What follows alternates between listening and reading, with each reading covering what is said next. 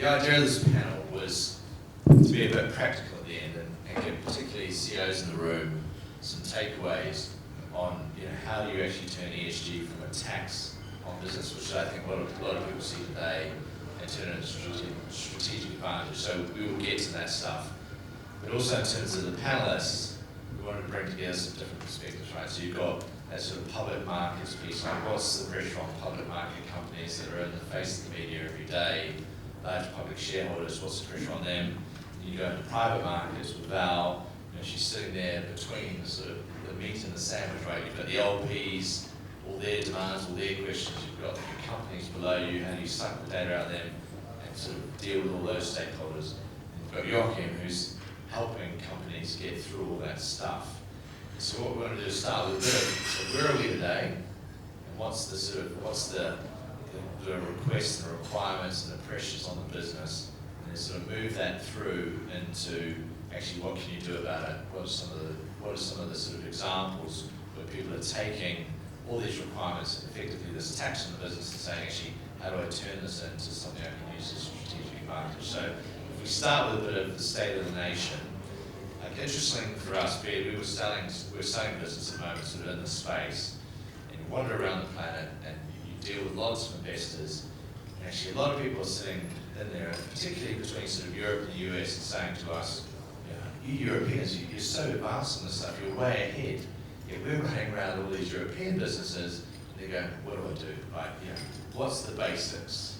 So to sort of open that up to the floor, I don't know who wants to take this one first, but where do you think we are today in terms of ESG and companies understanding sort of what am I required to do and how am I going to go about doing it? Okay, well, why don't I jump in there first? So hi everyone, if you haven't had the chance to meet me yet, my name's Cornelia and I head up the business side of sustainability for the London Stock Exchange Group. So not the corporate side, which is what you often hear about, right? But I'm responsible for how the group is going to build products and solutions that actually makes the money in the sustainability space. So the perspective I bring to this, I think, is one which is pretty high level. I spend a lot of time talking to regulators across the world, as well as asset owners, investors, asset managers, banks, and corporates as well, of course. So to answer your question, Justin, there's a real spectrum of maturity here, right? So if you think about the economy in terms of the basic participants, right? So one end you have your investors, you have the asset owners, large pools of institutional long-term capital.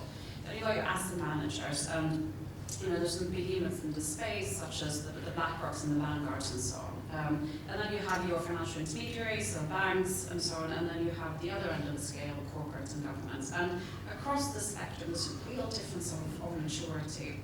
The investor space is years ahead of corporates. So that leads to a mismatch in expectations, right? So you'll find that a lot of, particularly the European-based institutional investors, have very high expectations in terms of what they're expecting to see from the companies and the assets and funds that they invest in. In reality, of course, corporates in particular are quite far behind this. And there's a real spectrum of maturity as well in terms of the regulators. And we'll talk a lot more about regulation during the talk, I'm sure. But there's a big spectrum here as well. So the EU regulators are very advanced. They're pushing very substantial pieces of regulation.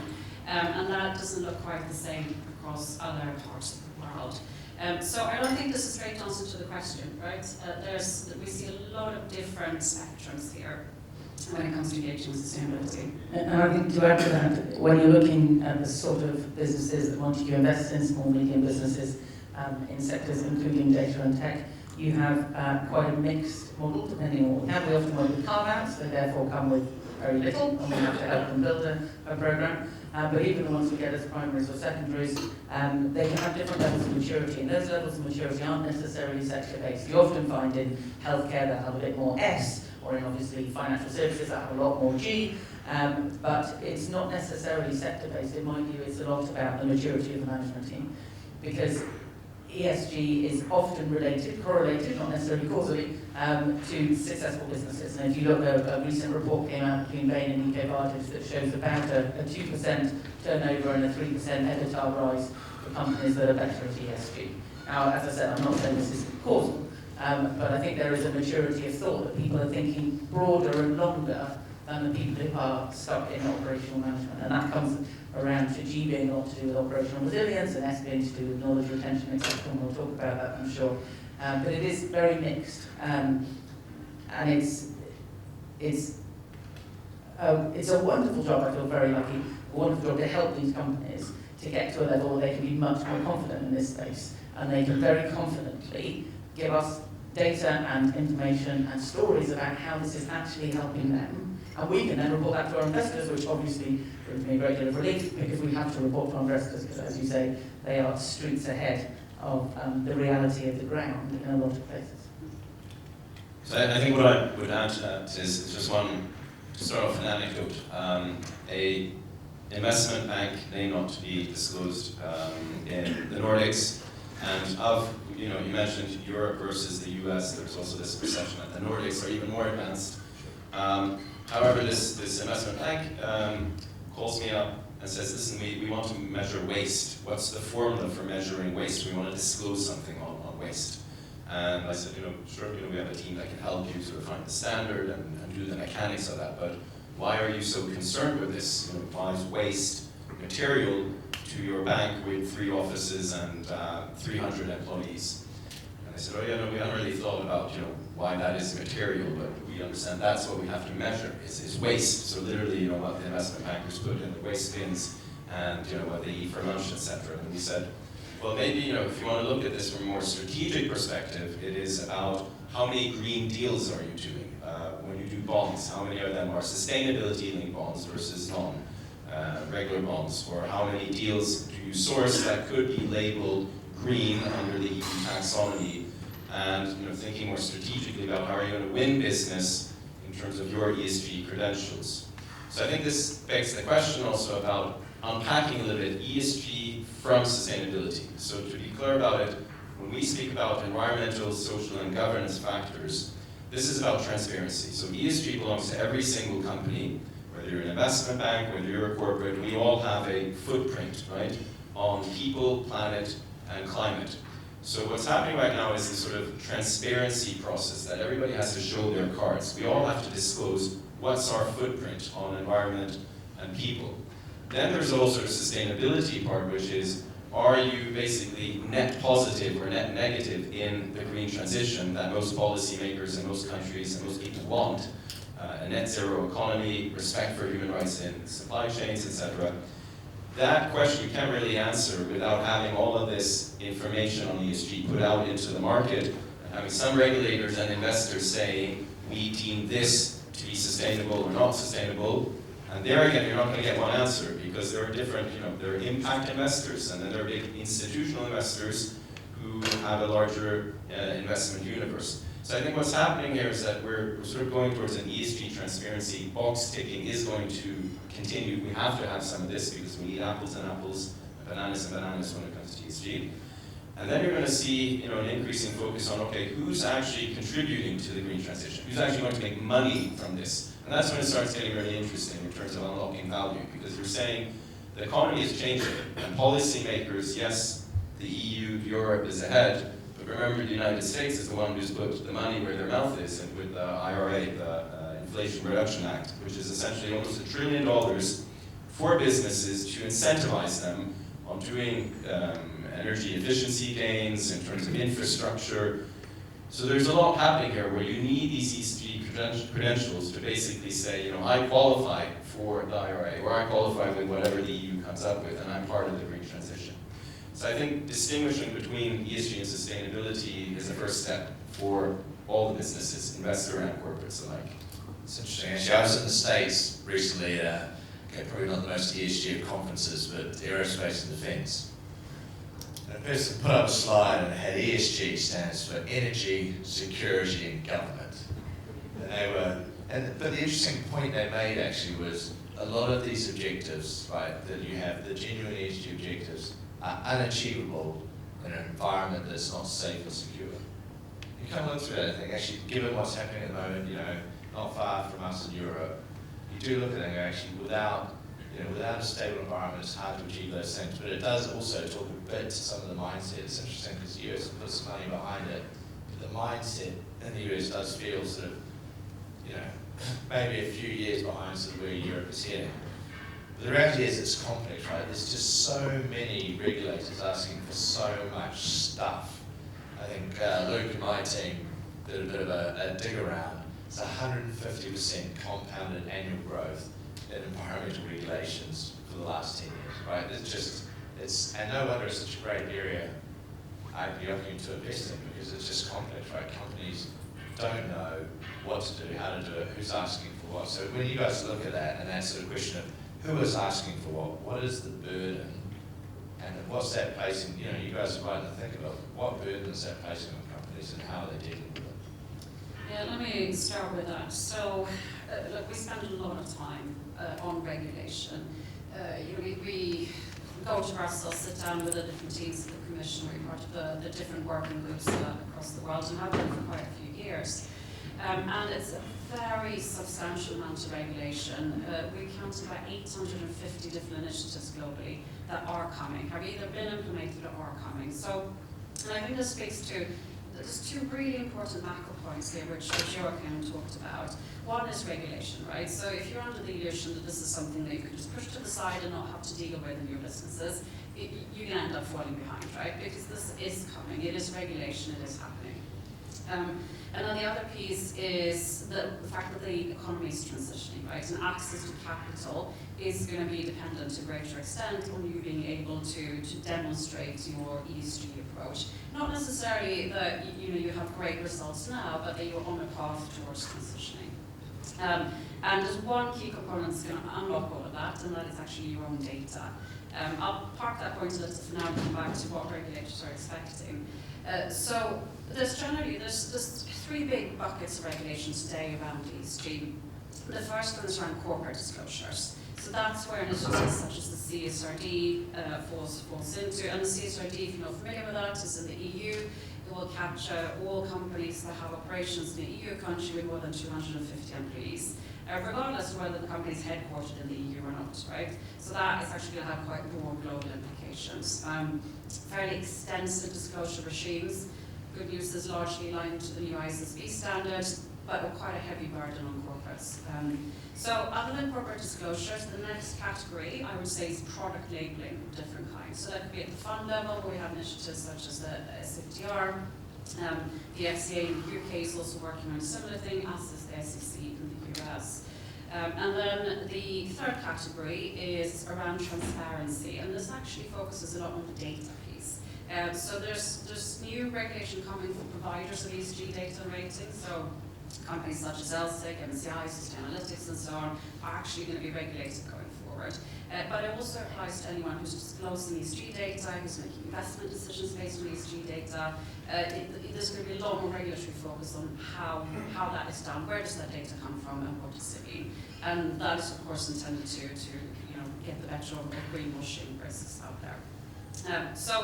And if you look at certain pieces of regulation, so Joachim mentioned EU taxonomy, for example. So EU taxonomy is a framework that seeks to establish a common standard around how do we define what is green and different shades of green, right? Because one of the first issues you run into here is how do you actually know that something falls into the ESG bucket?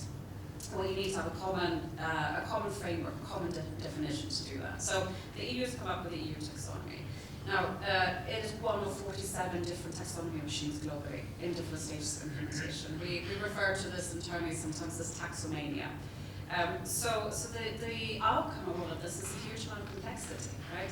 So whether you're a corporate, whether you're an investor, you're going to have to report on the ESG credentials, the footprint, the performance, and so on of what you do, according to a number of different regulatory standards. So that is going to be challenging.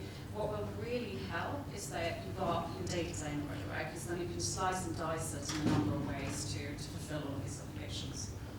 And I think in that there is a tree of life in all these things. If the investors want it, the PE companies want it, and if they want it, they need to get it from the people that they're investing in. So even if you don't meet some of these criteria, you're probably going to be asked for data, because we're going to need to report it to the people who give us money to invest in you. So it means that practically everybody is going to have to start collecting data in a way that they haven't necessarily done it before. And you have to do it at quite a granular level, because depending on where people are reporting, they might need to do it by headcount or FTE or turnover. So actually you need the base data. You can't just have one report and say, here you are, that's going to suffice. So it's genuinely complicated, and it will be shifting for the next 5 or 10 years as all these regulators realise that they're creating a burden and creating a tick box, and actually what they need to create is change, and so they'll probably start standardising and it'll all get much nicer. At the moment we're in a period which is a bit more painful. So if you're not measuring it, you probably need to start thinking about measuring it so that you're ready when somebody comes along and says, actually, in 4 days' time I need to report to my investors and we're going to need data from you. So, what we're trying to do as a software and advisory company is sort of capture that ecosystem and that data chain. So, we work with GPs like Montague, we work with portfolio companies, with LPs. This data needs to sort of flow upwards and sideways, and what we're trying to do is help companies report in a way that now mirrors the regulation that is either has arrived or is coming, so that we again get apples and apples and bananas, because as was mentioned, the GPs are entirely dependent on their portcos giving them the data they need to report up to the LPs report again to other investors, and then there's regulatory requirements here, but you need to sort of have this in a system. So when we work with companies on the platform, we say here, you first have to understand what is sort of the regulatory scope, or your asset owners, what are they asking for. But then to also focus on what is more customizable, what's actually important to your business, because it's not always the same, right? A large GP will maybe have 80 portfolio companies in different industries, different countries. It's very hard to sort of capture and say that what is material to us as a GP is necessarily going to be as material to you as a portfolio company. So this comes back to sort of the strategy part, is we encourage companies to sort of have one data stream that goes on the compliance side where they have to, and you all need, for example, GHG protocol, your scope 1, 2, and 3, that's sort of just a given in any regime, whether it's regulatory or from the owners. But then again, it comes back to waste. Is waste a big part of your business? Can you show a way of how you're managing that? Or what about the opportunities that your business is based on, basically reducing waste or contributing to the circular economy, or doing something else that has a strategic value for your company, showing that it's not about my footprint, but I'm actually helping reduce the footprint of other economies, and I can basically tap into, you mentioned the regulation, it's not meant, the purpose is not to sort of just create a paper exercise, it's actually to help the transition. So the EU taxonomy is meant as an incentive to have more revenue that is labeled as green, that helps the EU reach its policy targets of a net zero economy, of an increased circular economy, more basically that we have waste that just continuously is in a loop rather than that it is in a landfill. And if you can sort of get into that, you're supposed to have lower capital costs as well. If you can show a good score on the taxonomy, the market is supposed to reward you. So I think that part is also really important, and we spend a lot of time on sort of looking not just at the reporting, but also on targets, so that C-suite pays attention to this, and it's not just then left to somebody to collect data, but that you see where's our sustainability journey, where are we going, and where am I, so that the data all the time reflects the status of a longer journey that you're trying to achieve as a company. And I think that's where the strategy part really comes in. So we kind of see State of the Nation is, we're pretty early. Europe's a little ahead, but we're still pretty early. A ton of people asking for tons of stuff. So it feels like a big tax. People aren't really even sure sort of what they're doing. But you guys are in the thick of it. What are some of the examples where people are actually grabbing this, turning it from that sort of tax on a business, like I'm always being audited, people are asking for stuff and thinking, actually, how do I take some of these objectives and project them forward and think, actually, can I turn this into a strategic advantage? Can I differentiate myself in the market, whether that's with equity providers, whether that's with customers, whether that's with actually employees and retention? What are some of the great examples that you guys are seeing in your work that are helpful for these guys to kind of understand and hear about? I'll take that first one. So I think, for me, an awful lot of ESG is actually about operational resilience. Because you can't have Ben's audacious goals if you're always firefighting. And the G part of it is really about stopping the firefighting. Because if your operations work well, you can focus on the growth that you need, you can focus on the big changes that you want to take. Also, as tech companies, If you have a culture of governance, your data is bound to be a bit cleaner. And then your AI will be a bit better. Back to the other bit yesterday. It's very hard to work in companies where they don't have a sense of the quality of data and the quality of data management, because, as we all know, data is becoming the asset that we're basically all building in our companies. So I think the operational resilience part is really important. And there are some really good examples of how that works. Now, people are getting better at their ITCPs and their BCPs, etc., but looking at what might happen and readying yourself for it. If we think about cyber, often people think about the tech side of cyber. They don't think about all the stuff they need in their contracts. So when it happens, their customers can't do class actions against them, etc. So you think about that kind of wider context of how you could be impacting in the ESG space. We have a company that's actually a manufacturing company. A couple of years ago, they decided to reduce the amount of water that they use. And they managed to reduce the amount of water recirculated around the plant. Excellent. They reduced their costs. They felt better about themselves. They taught their kids they'd done a really good thing that day. It was a good thing to do. The next year and a half ago, there was a drought. And the local authorities asked all the companies in the region to cut their water by 25%. And our company went to the local authorities and said, actually, we've already done all this. And they said, fine, carry on. And had they had to cut by 25%, they would have had to cut their output by 25%.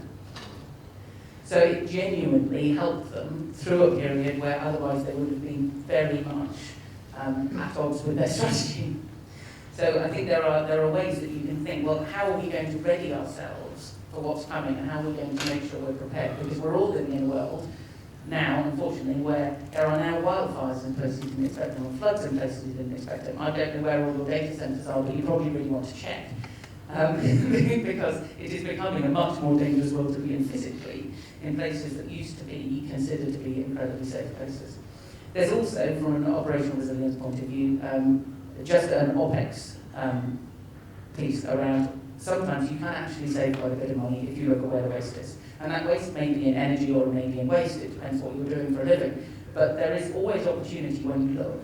Now, I'm not sure there's always quite as much as opportunity as you might see in some of the papers that come out, but we haven't found a business that hasn't found opportunity when they've looked at waste. So in our current environment, waste is always a good place to start, and that waste may be in the purchase orders that you have to be signing off every month, and not really questioning why they're going up and how they're going up and what you want to do about it. The other part, I think, where value it gets really added is in retention. So an awful lot of companies, especially in the tech space, really value low leavers. You want to make sure your retention levels are really high. If you've got those 5 people in the basement doing your AI, you need to make sure that they feel your love, because you don't want to be leaving. They're the people creating value. Now, if we look at the sort of people that a lot of companies in the tech space employ, it is often neurodivergent. But we don't necessarily acknowledge that it's neurodivergent and look after people in the way that they're showing up for work. Now, D&I, people measure women. They measure how many skirts are in our boardroom is an interesting measure, but it doesn't actually thrill me. What really helps is when your health and safety program becomes a health, safety and well-being program. And you're genuinely helping people respect each other and their needs in the workplace, and you're making them feel like the company cares. And that will actually help your retention. It's hard to measure, but if people feel like you care, they feel like you're doing things, like cutting your water, going green with your electricity, etc., and you care about them, you're going to be one of the people want to work for. And that will genuinely help you to make sure that your knowledge doesn't leave. Because when it leaves, it's bound to go to a competitor. Because that's what people do.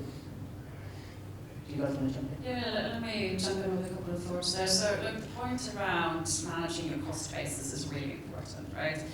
We live in an environment where energy costs in particular are only going to continue to go up. And that can have a really substantial impact. I'll share an example from a large automotive parts manufacturing company called UMW based in Malaysia.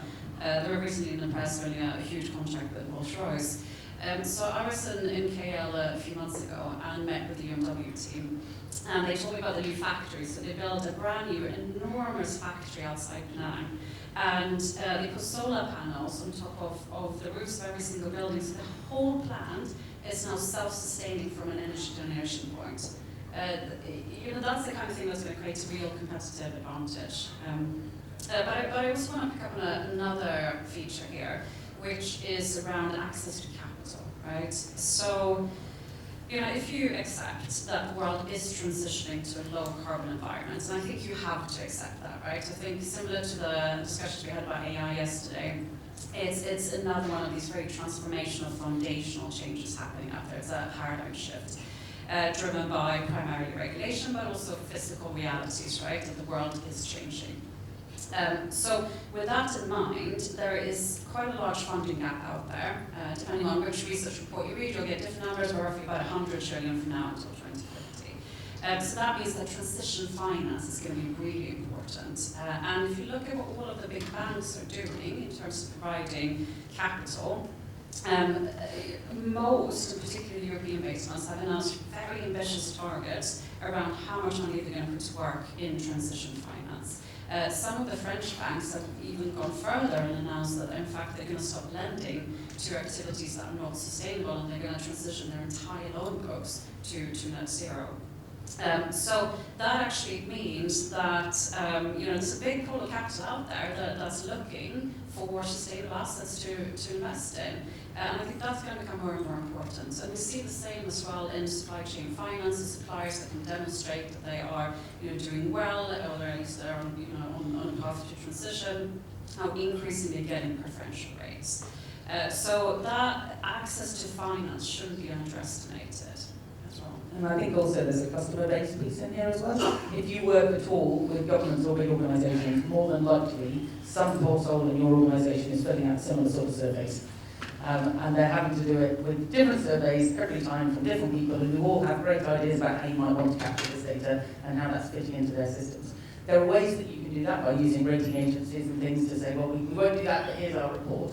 But it is, we have experience of it genuinely being up to 20% of tenders, for example, is your ESG profile. Now, in a normal sales thing, anything that will get you up 20% more likely to win, you're definitely going to go with. That is just business.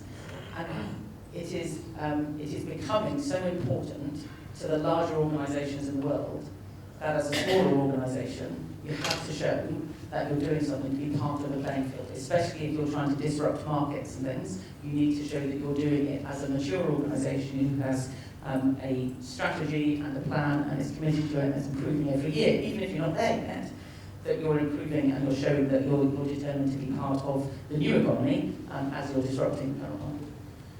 No, I think these are excellent points, and maybe just to give two examples here for the last point you made here about we're seeing a lot of, what's driving a lot of the customer interest for our services is also to, as you say, qualify for winning business, essentially.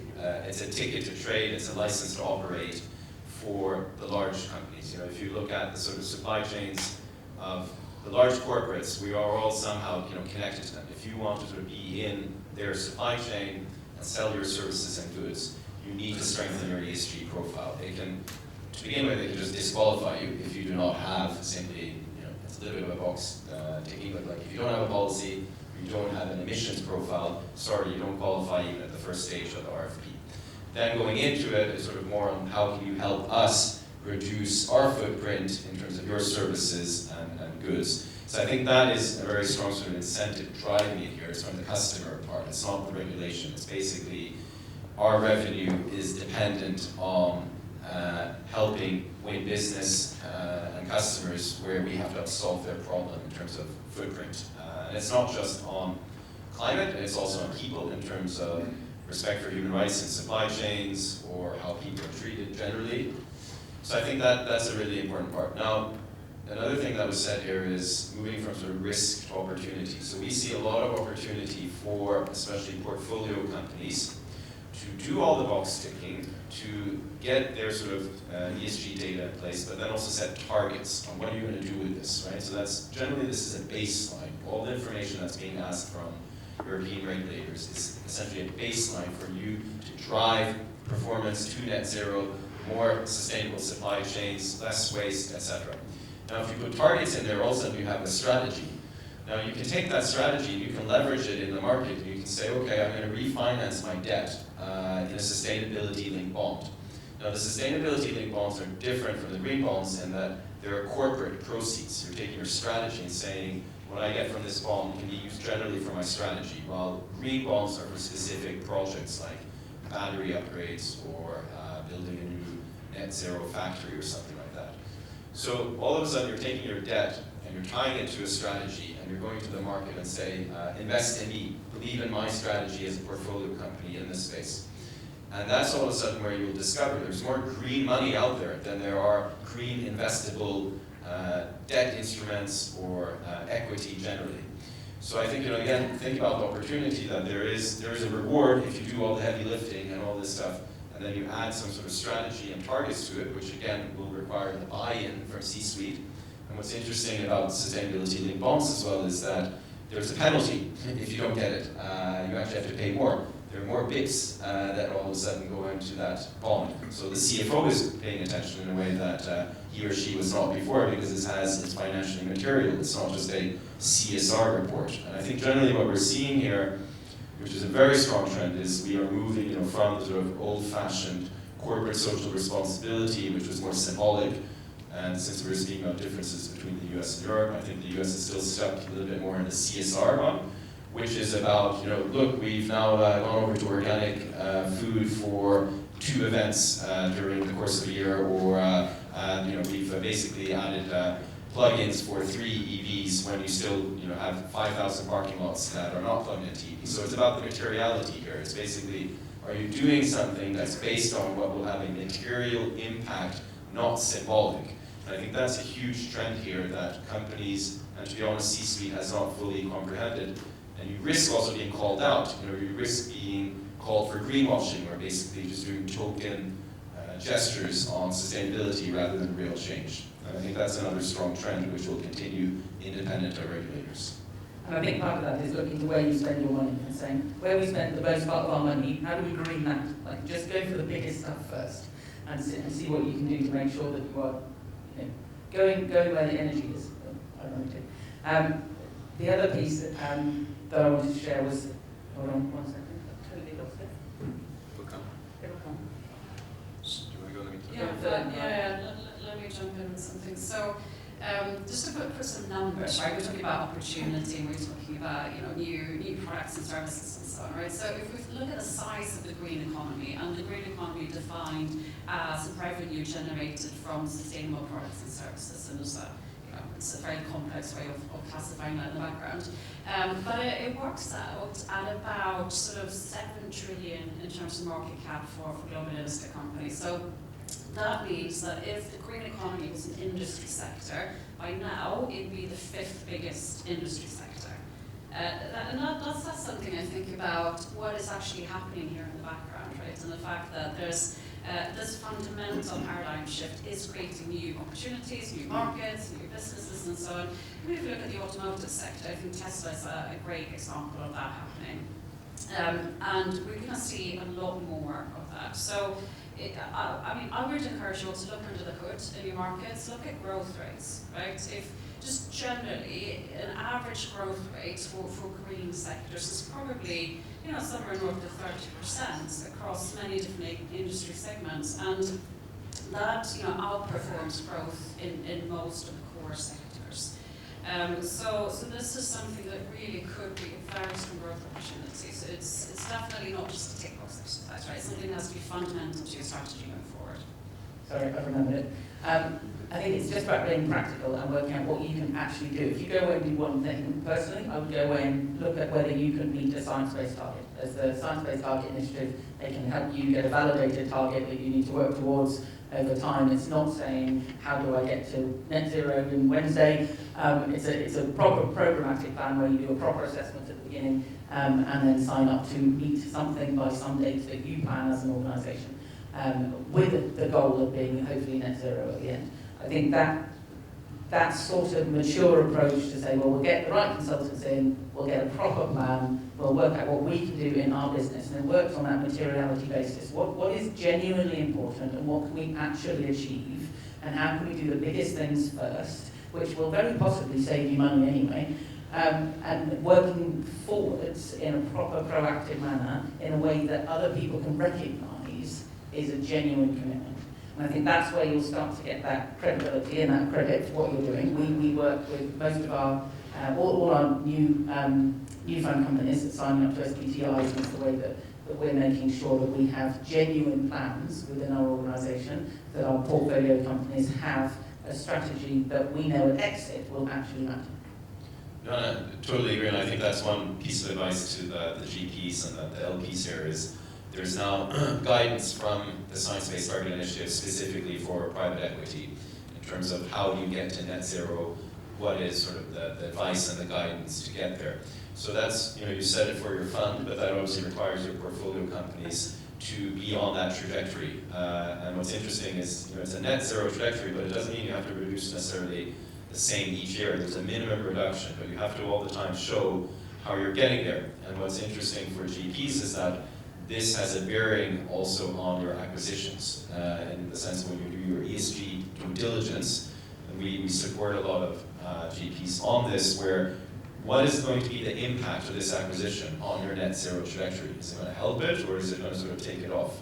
So that, I think, is an important part here, because it disciplines the organization, you're integrating it, and it becomes part of your business. It's not a side thing that is just about reporting post facto about ESG. It's actually saying something about your future investments and what you can do. So that's one thing we absolutely would advise GPs on. And there's a lot of talk around your SFDR, which is mentioned here in Europe, where you have what's called Article 8 and Article 9.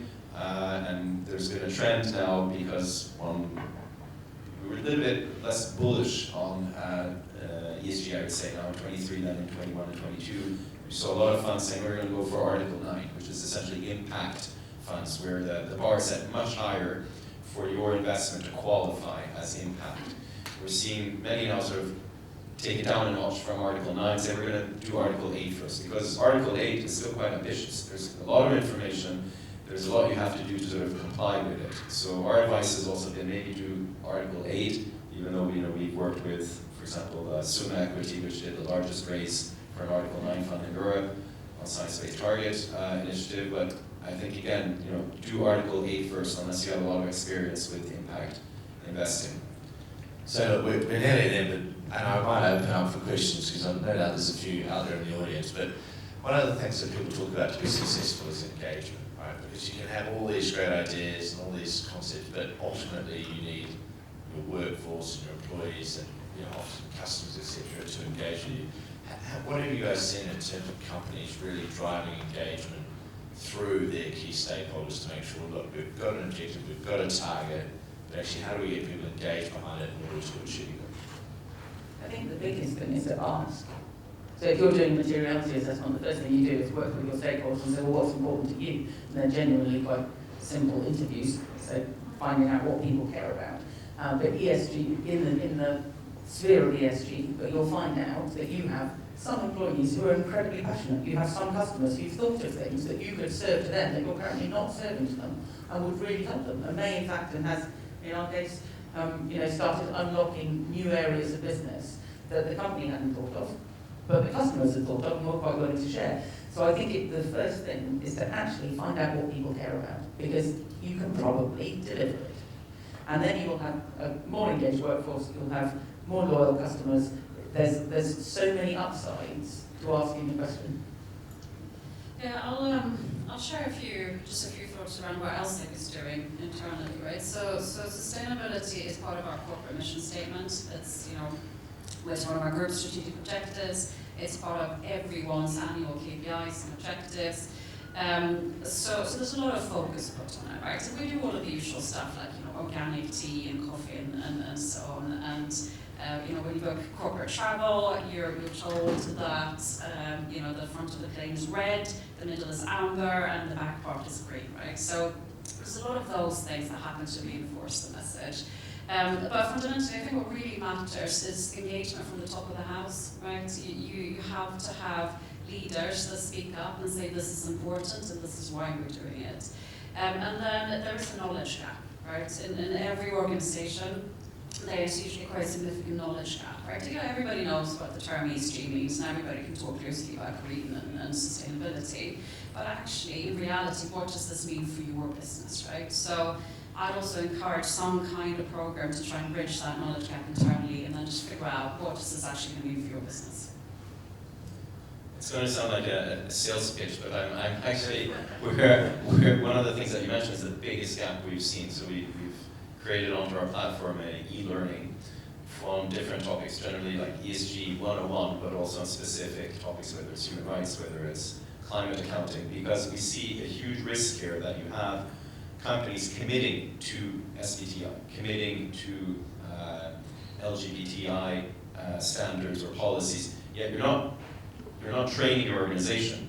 So there are a few people who speak the sort of tribal language of scope 1, 2, and 3, but you're dependent on the entire business contributing to it. So if you don't train your organization, it's a huge risk. And this can be also measured, so you can turn it around into an opportunity and set a KPI on how many people have you trained in your organization on ESG as a knowledge and getting to your target. Because most companies, you don't read the sustainability report. They all produce sustainability reports. Employees don't read them. Maybe these two here read them because they're in the business, right? And you write them. But if you really want your employees to know about it, you have to have some kind of training program. You're going to have e-learning or instructor-led, something that engages them. They actually know what your targets are. They actually know, how does this policy work in practice? What am I expected to do? So I think that's something we absolutely encourage, and we ironically, we've contributed to probably directly and indirectly thousands of sustainability reports. This year we had to produce our first one ourselves because we're a portfolio company of a private equity outfit, and that was an interesting exercise to do for ourselves. And one of the things I discovered, the risk is also higher for us to get this wrong. We have extremely engaged, passionate employees. We have fantastic talent. We're able to attract talent because we do what we do. But if we mess up that mission, it can all kind of collapse. So one of the things I've been pressured as a CEO is, who do we choose as customers? Do we engage with anyone and everyone, giving them an advice? Or are there ethical considerations into who we want to work with and under what circumstances? So we've actually set up an ethics committee on where anyone in the organization can flag an existing customer or prospect customer and say, is this in line with our ethical guidelines? And we've had some very challenging and also some very interesting discussions on who we work with, whether it's on oil and gas, whether it could be on gambling. And generally we don't like to ban industries. It's more about the commitment in that, where are you coming from and where you're going. And that, I think, has challenged us also from a business perspective, because we're under pressure, to increase revenue and do business. And in some cases, we walked away from deals on the table just because it was not aligned with our ethical values, and we risk losing our people, which is the most valuable part of our business. I think the other thing to do is to communicate it in your style against your values as an organisation. Because if you communicate it as something extra, you'll probably have a certain amount of employees who will see it as a cynical sticking plaster on top of the company. Because that's what companies have been doing for years. They've been having pictures of dolphins and babies in a separate report from their financial report, and it's all looked lovely, and nobody's read it. And people are aware of this. So you hopefully have values as an organisation, tying ESG to the values of the organisation and to what you do, and to that operational resilience organisation. This will genuinely make us a better organisation, and it's aligned with our values, and it's good for the planet and the people. It's like this is a win-win for everybody, and this is why we're doing it. It's part of my mission as a leader in this organisation. If you can tie it in so it reaches the souls and not just the brains, then it will become part of that retention message. It will become part of why people work for you. If you just do it as a nice pretty green book that you ironically print, that won't necessarily work in the same way. So it really is about trying to make sure that people believe what you're doing, and you're doing it for the right reasons. And for that, you have to be thinking in the way that is that, well, what is material for us? What is the priority? Where are we going as a business? How can we make our business work and the world work better? And it is genuinely achievable in almost every business. Not necessarily all, I understand that some might not, but in almost all businesses that's achievable. It's so important that you align it to your values and you get to the hearts of the people in your business, because they will join you very, very eagerly on that journey when you do. Very briefly, tying back to the presentation we just had, values, they also change. So one very interesting thing is 3 years back, we had a request from an arms manufacturer to do their sustainability reporting. And we had a lot of employees who said, I don't want to be part of that project. We fast forward today, they're a customer. Everybody wants to be on that project because they are the largest supplier for Nordic defense, the defense contribution of other countries in Ukraine. So basically all the supplies and materials going to Ukraine from Belarus, Sweden, and Denmark comes through this company. So everyone sort of wants to be on part of this project now because it's a very tangible material support to Ukraine. So it also shows that the sort of ethical compass and the values here do change as an organization. So that's one thing to keep in mind. But I want to thank the panelists for, you guys are experts in the field. It's pretty interesting. Hopefully we'll discuss some good takeaways. I will open up quickly if there's one or two questions out there that people would like to pose. Yeah, Thank you very much. Very interesting discussion. Just a very quick observation and a question for the panel to hopefully help me with something. So we're seeing lots of software technology being used for good. Like I'm on board Sage in the UK, and they bought a carbon accounting product which is now integrated into their Sage business platform, so you can get your carbon footprint and your business reporting. Great. I'm CEO of SER Group, and we have AI-powered document understanding technology, which is being used by all sorts of people to look for things like at-risk employees and your dark data, but also the Natural History Museums digitising their 80 million artefacts, linking them to metadata, and then opening it up to do things like how can you understand over 4.5 billion years of history, what the impact of climate change, how can you maybe reverse climate change or understand climate change or understand the impact of microplastics or mollusks and to avoid extinction and so on. So lots of cool stuff going on.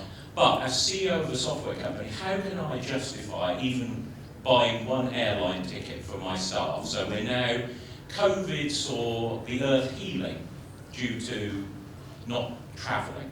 So now we're being told by leaders in businesses come back into the office. How can you even justify buying one airline ticket? Can you help me navigate this? And will in 5 years everyone be wearing Apple headsets and working from home? Or can we do this sustainably? I really would love to understand. Yeah, look, I think that the key phrase here is transition.